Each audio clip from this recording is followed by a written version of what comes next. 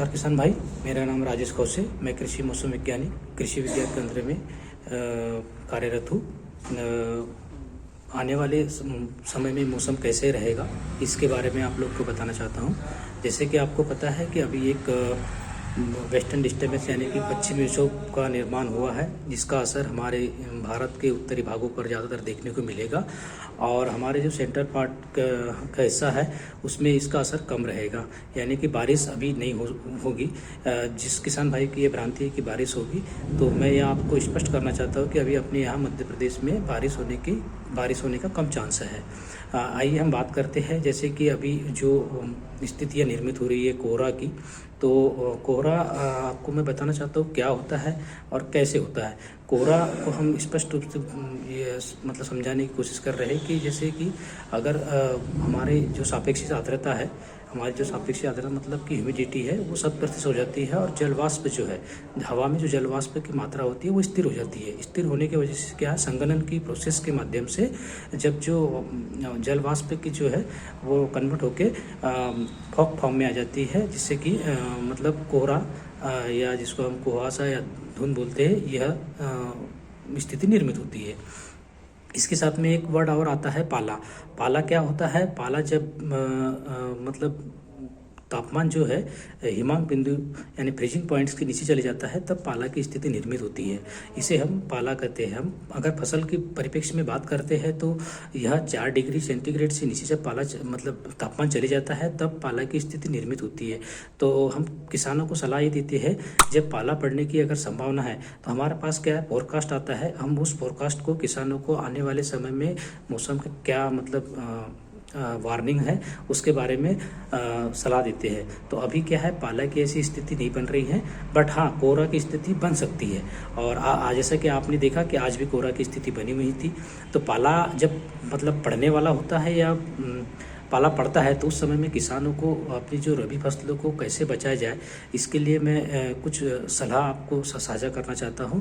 तो जिस दिन या रात के समय जब पाला पड़ने की संभावना ऐसी बनती है, तो उस समय में आप किसान भाई जो खेत के चारों तरफ मतलब मेड़ पे आप घास फूस जो है वो जलाकर धुआं करें। साथ में आप क्या है कि शाम होने के बाद 10 बजे तक या 10 से 11 बजे के बीच आपको क्या करना है, स्प्रिंकल के माध्यम से सिंचाई करना है। जिससे क्या होता है, वहाँ का जो लोकल तापमान है वो 1 या 2 डिग्री बढ़ जाता है, तो उसकी वजह से भी फसलों पर कम नुकसान हो पाता है। इसके अलावा कुछ रसायन का भी हम उपयोग कर सकते हैं। जैसे सल्फर का आपने नाम सुना हुआ होगा।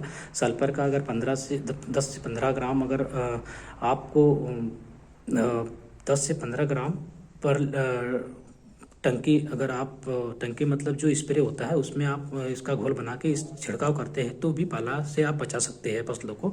साथ ही में आप अगर गंधक का उपयोग करते हैं तो गंधक 0.1% यानी कि 1 ग्राम प्रति लीटर पानी में घोल बनाकर आप इसका स्प्रे कर सकते हैं। इससे भी हम फसलों को बचाया जा सकता है।